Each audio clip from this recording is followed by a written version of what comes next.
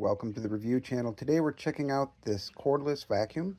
This product was sent to us in return for our honest review. This thing's pretty cool, guys. It comes with a couple different attachments. It comes with a wall mount, and this cool tool, I thought, which I'm pretty sure is for cutting the hair off of the roller, which tends to happen when you got pets.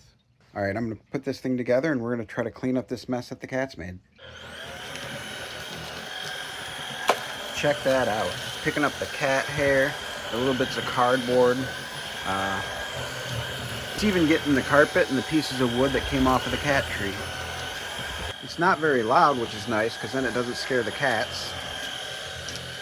The little headlight is pretty bright, so when I get in these darker places, I can actually see if I get all of the dirt. It works on the vinyl floor too, so I can pick up all of this hair in the hallway. I see you. The light helps me find all these hidden hairballs.